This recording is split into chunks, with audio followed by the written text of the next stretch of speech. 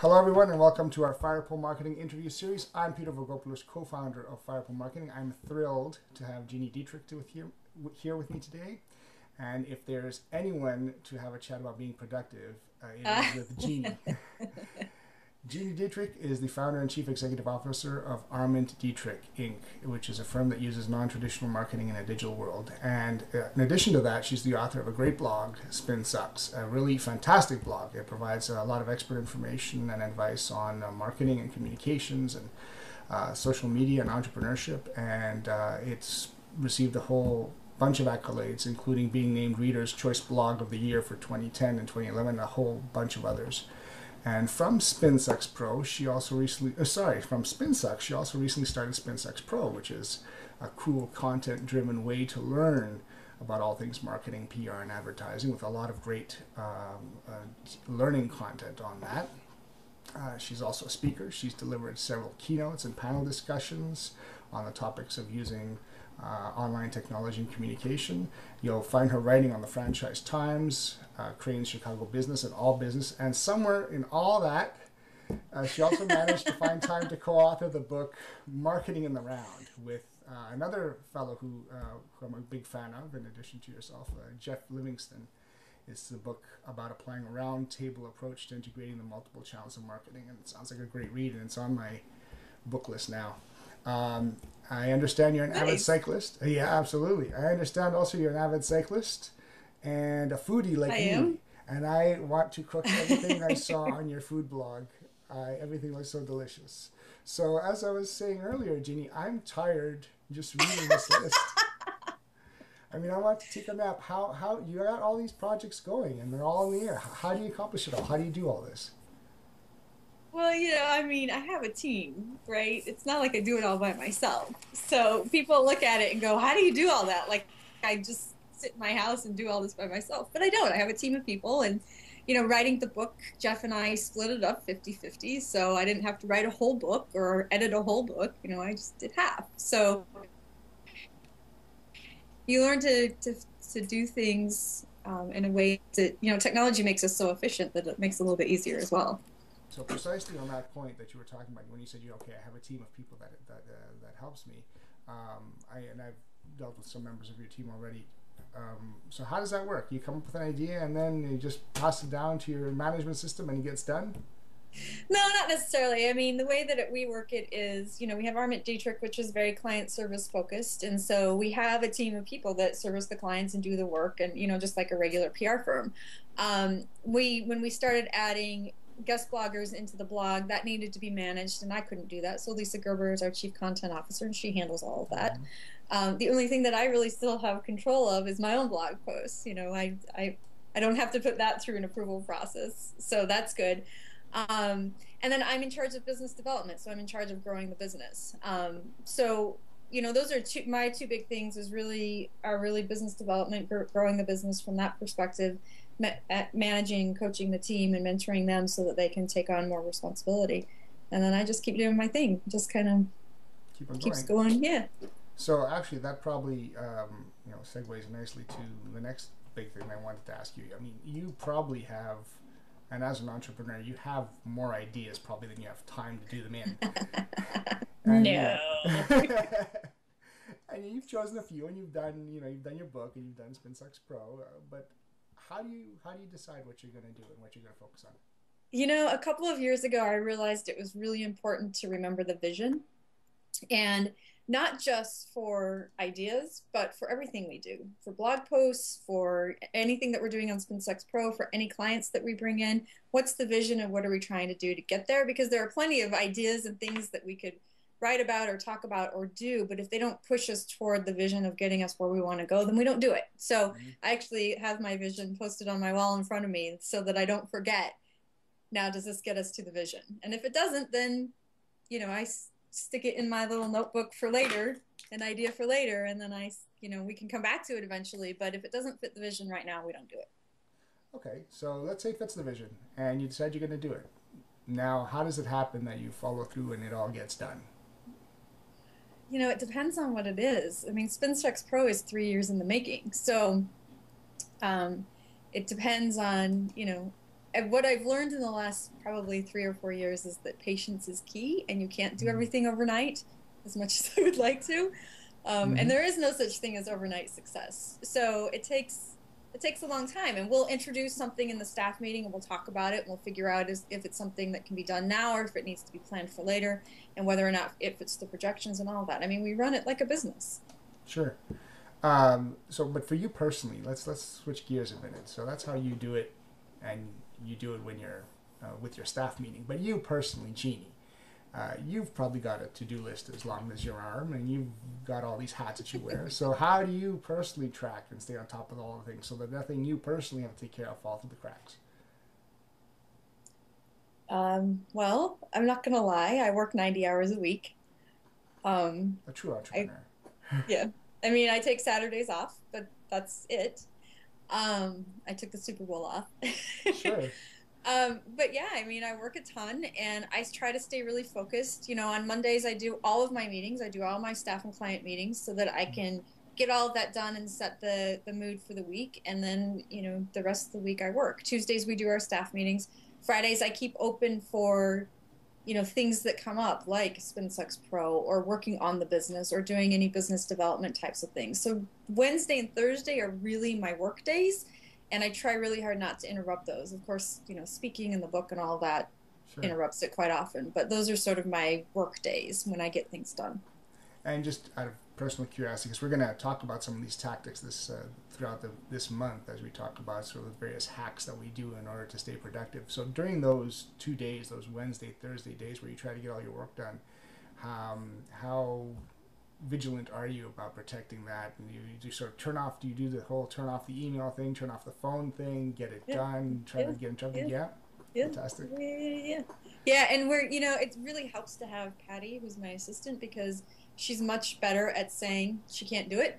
So if Mm-hmm. somebody said to me, "Oh, I'd like to meet at 2 o'clock on Wednesday," I'd be like, "Okay," but she's like, "No, she can't." So she's very, very good at helping me maintain that. You almost need a bad guy, or I call her my work wife. You need a wife at work. That is actually a really good idea. I Yeah, suffer from that syndrome too. I tend to sort of try to accommodate people, but I wind up yeah, paying for it. So yeah, yeah. yeah. Maybe I need a patty. I need a You work need a wife. Patty. You can't have my Patty though. I won't take your patty. I promise. Okay. You can keep your patty. I mean, you kind of alluded to this already.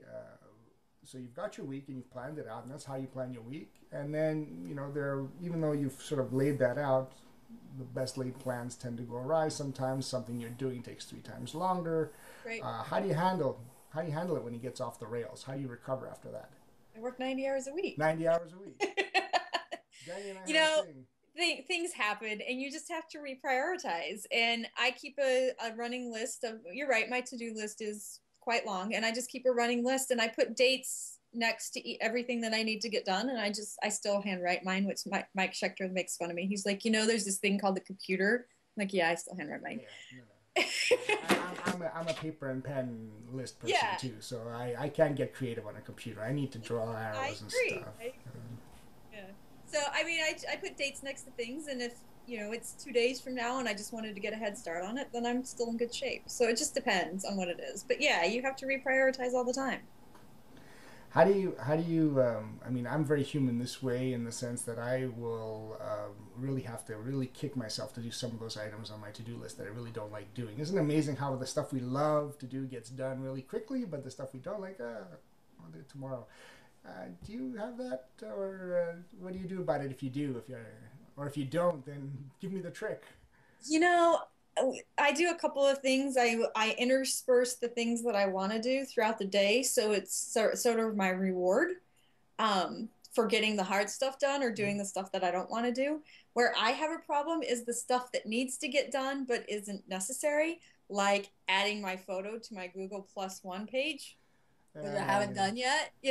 Like it's right. just little things like that that it just needs to get done, but it's so that's where I have a hard time, not necessarily on the stuff I don't like to do. All those little nitpicky things. Yeah, Yeah, yeah, yeah, yeah, yeah. yeah, yeah. So, you know, I mean, I consider a lot of the social media stuff, like adding the picture to Google Plus and all that stuff, nitpickety things too, and I too have a list of things that of that sort that I probably should do and update this and update that. But you have been voted one of the top social media people around. So tell me a little bit about that. How about social media and insofar as it relates to productive marketing? Because that's the sort of thing where if you approach it with a very unplanned, unstructured sort of way, it can be a tremendous time suck. And I see lots of people really get sucked into that and spend an hour or two a day on it, and in the end it really doesn't translate to anything. So I would love to hear what you've got to say about that from somebody who's really active in the social media environment. In the beginning, I was really careful about having a very strong strategy in terms of who I followed, what kinds of conversations I had, where I had those conversations, what kind of information I was putting out about other things, not just about us. I have the 80 or 60-40 rule where 60% is about someone else and 40% is something that we've done. Mm-hmm. So I was really, really careful about that. And because I sort of by sheer dumb luck did that in the beginning, I didn't have to retrace and do it all over again. But it's really interesting to see. We keep track of where our leads come from, and between my speaking, the blog, and Twitter, that's where we get all our leads. So it's, when you look at that and you weigh it against... It's where the bread and butter comes in. Yeah, and when you weigh it against the time you're spending, you're like, well, it's kind of worth it. Sometimes, I just said this the other day, it's like shooting fish in a barrel sometimes, because we get so many leads that, not all of them are applicable to us, or we don't have the experience or whatever, but yeah, the blog, speaking, and Twitter are where we get them. So what would you say to somebody who doesn't necessarily have that audience developed yet, or is just starting to get onto social media for their small business or their professional service, and at this point in time it seems like, okay, they're really not seeing as much return as they'd like to see? What sort of advice would you give them? I think content is probably more important than social media. You want to use social media to promote that content and do it in a valuable and educational way, but I think that's less important.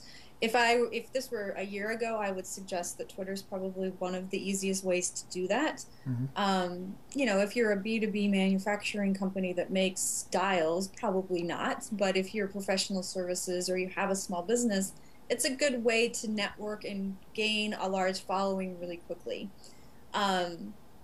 Google Plus, even though it's not a great social networking tool, it's phenomenal for search. So I actually had a conversation with somebody about this the other day, and whether or not they should use Google Plus to blog. And I suggested no, that you should actually use a platform that you own, like a WordPress.org, or something on your website, and then you use that to push to Google Plus, because all that search, as you know, Google has changed their algorithms again. And it's including, it's pushing up Google Plus and Plus their One. own stuff, right? Sure. Of course, which it should, right? I mean, we all want to promote our own stuff. So, if you can use it in that way, and you have that really strong content platform, that's a good way to do that. And content doesn't necessarily mean a blog either. It can be white papers and case studies and newsletters and things like that don't take 15 or 20 hours a week like it does with blogging. Right. Cool. So I'm going to play a little game with you. I'm going to give you 2 sentences. Oh, no. I'm going to ask you to finish the sentences. Okay. So the first sentence is, I spend way too much time on... Oh, I spend too much time.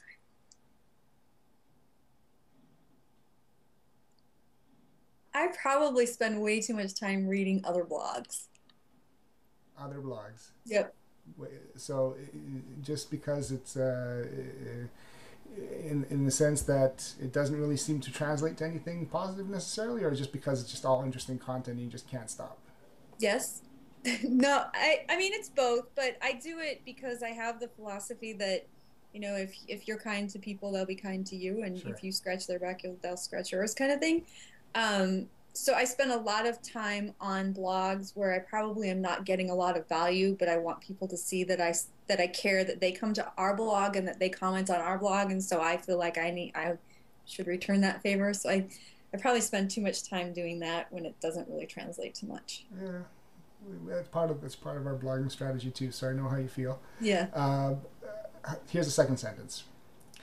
I spend not enough time on.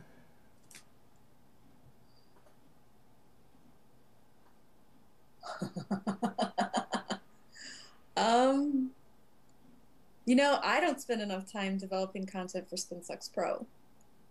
Content I'm, for Spin 6 Pro. yeah, I'm a lot of the back end like business piece of it, but I haven't spent a lot of time developing content for it, How's which I that should. coming? Let's talk about it a little bit, just briefly. You've recently come out of um, private beta, right? We haven't announced the beta yet. We're going to announce it in the next couple of weeks. So right now we're just sort of slowly leaking it out to friends and family, and clients. It's getting there. It's getting there. You know, we were supposed to launch last May, so we're all kind of overly cautious about saying anything right now, but it's definitely getting there. We spent quite a bit of time on it over the weekend, so I mean, it's getting there. I'm pretty pleased with how it's coming. If somebody wanted to hop on it, could they do that right now? Yeah, yeah, Yeah, yeah. fantastic. Good. All right. So I guess, a couple final questions just related to the famous work-life balance. So you've got a 90-hour work week, but you also have a family life. Do you feel like you have a work-life balance? And if so, how do you make sure that it stays that way? You know, I mean, I don't have kids, so it's a little bit easier for me than most to work all the time.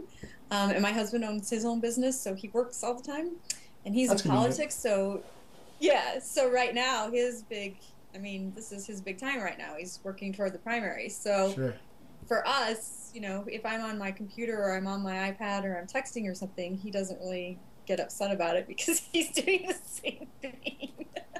So I think it's easier from that perspective. But yeah, I mean, and the other thing is right now it's not cycling season, so I'm not outside, you know, riding my bike 300 miles a week. So it's easier right now. But I definitely, Right. you know, I read, I cook, I ride my bike. There's a lot of things I like to do in my spare time. I have enough. And I sleep too. So everybody's like, "Do you sleep?" I'm like, "Yeah, I sleep.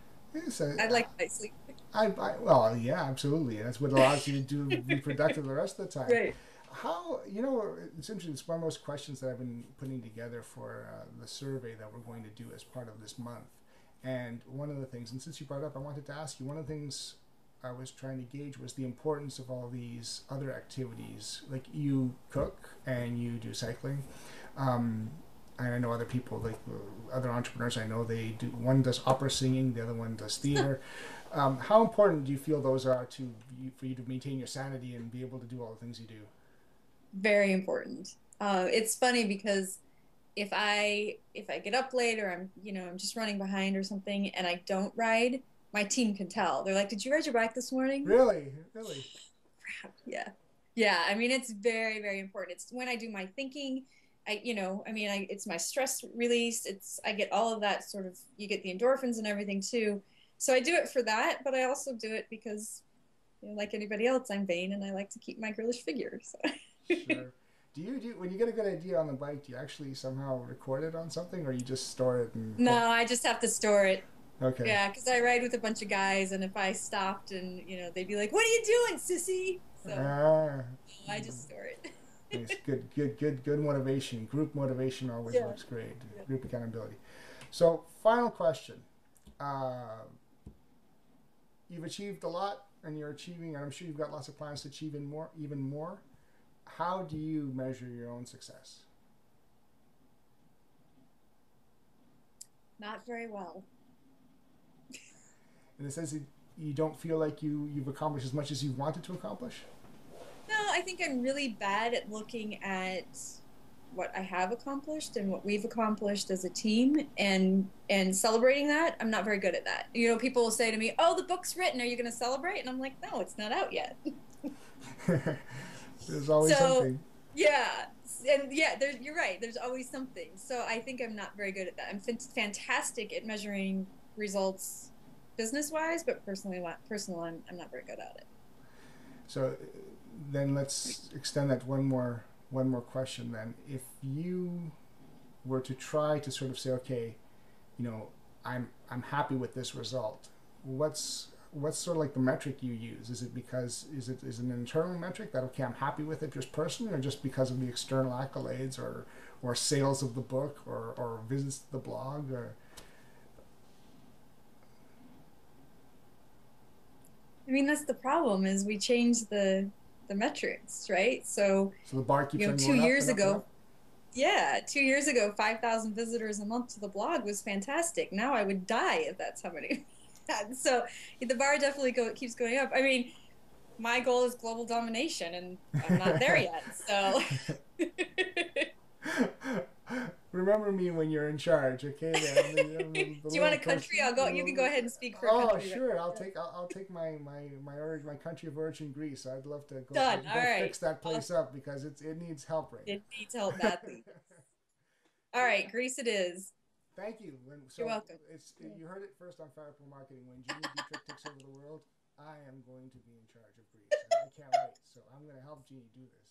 Don't tell Danny. No, Danny, he can choose his own country. He's got his own thing to do. He's got he's got a couple of countries that he could choose from. He can. Besides, Danny's conquering the world in his own way these days. Yes, he is. Yes, he is. Well, that concludes our time. I want to respect the fact that we've come to the close of our time together. Ginny, I can't thank you enough for doing this. It was really a pleasure. Of course. Thanks for having me. I'm a pleasure. big fan of you guys. So I really appreciate it. Truly, thank you so much. Thank you for saying that, folks. This was Gini Dietrich, and this is Firepole Marketing and the Productive Marketing Month. Hello everyone and welcome to our Firepole Marketing interview series. I'm Peter Vogopoulos, co-founder of Firepole Marketing. I'm thrilled to have Gini Dietrich here with me today. And if there's anyone to have a chat about being productive, it is with Gini.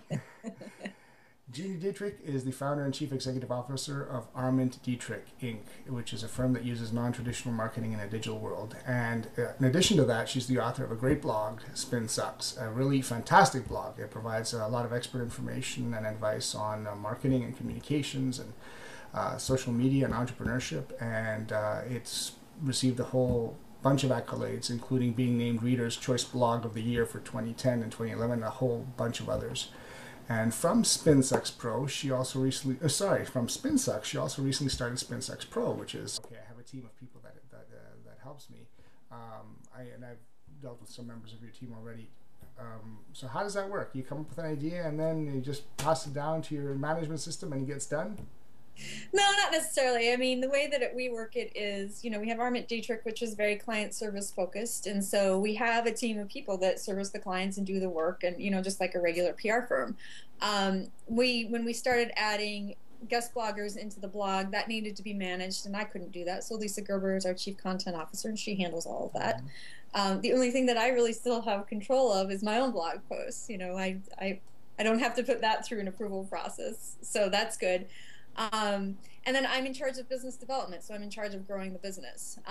So those are my two big things is really business development, growing the business from that perspective, managing, coaching the team, and mentoring them so that they can take on more responsibility. And then I just keep doing my thing, just kind of keeps going. Yeah. So actually, that probably segues nicely to the next big thing I wanted to ask you. I mean, you probably have. And as an entrepreneur, you have more ideas probably than you have time to do them in. No. And you've chosen a few, and you've done your book, and you've done SpinSucks Pro. But how do you decide what you're going to do and what you're going to focus on? A couple of years ago, I realized it was really important to remember the vision, and not just for ideas, but for everything we do, for blog posts, for anything that we're doing on SpinSucks Pro, for any clients that we bring in. What's the vision of what are we doing? And I want to cook everything I saw on your food blog. Everything was so delicious. So as I was saying earlier, Gini, I'm tired just reading this list. I mean, I want to take a nap. How you got all these projects going and they're all in the air. How do you accomplish it all? How do you do all this? Well, I mean, I have a team, right? It's not like I do it all by myself. So people look at it and go, how do you do all that? Like, I just sit in my house and do all this by myself. But I don't. I have a team of people. And, writing the book, Jeff and I split it up 50-50. So I didn't have to write a whole book or edit a whole book. I just did half. So you learn to do things in a way that, technology makes us so efficient that it makes it a little bit easier as well. So precisely on that point that you were talking about, when you said you have a cool content-driven way to learn, about all things marketing, PR, and advertising, with a lot of great learning content on that. She's also a speaker. She's delivered several keynotes and panel discussions on the topics of using online technology and communication. You'll find her writing on the Franchise Times, Crane's Chicago Business, and All Business. And somewhere in all that, she also managed to find time to co-author the book Marketing in the Round with another fellow who I'm a big fan of, in addition to yourself, Jeff Livingston. It's the book about applying a round-table approach to integrating the multiple channels of marketing, and it sounds like a great read, and it's on my book list now. I understand you're an avid cyclist. Yeah, absolutely. I understand also you're an avid cyclist and a foodie like me.